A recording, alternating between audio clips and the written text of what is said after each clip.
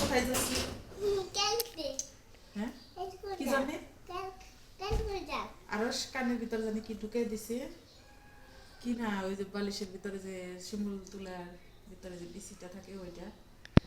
আর এখন আমাদের ডাক্তারের কাছে যেতে হবে, আমরা ওটা কোনোভাবে বের করতে পারিনি, চেষ্টাও করি নাই, কারণ কানে কোনো কিছু পেলে তো আর নিজে থেকে চেষ্টা করলে ওটারও ভিতরের দিকে যাবে, দেখা যাবে যে তখন হিতে বিপরীত হয়ে যাবে, যার কারণে। আর এ তো অনেক দুষ্টুমি করে, যত চোখে চোখে রাখি, তারপরে খেলার সাথে কি করছে ওটা কানের ভিতর দিয়ে দিচ্ছে। বেশি দুষ্ট তাই না তুমি? আরো দিবে কানের ভিতরে, আরো দিবে এখন। হ্যাঁ ডাক্তারের কাছে, তুমি ডাক্তারের কাছে দিলে ডাক্তার তোমার কি করবো? ডাক্তার তোমার এইটার ভিতরে ঢুকিয়ে দিব, যন্ত্র ঢুকিয়ে দিয়ে, তখন তুমি ব্যথা পারবে না। না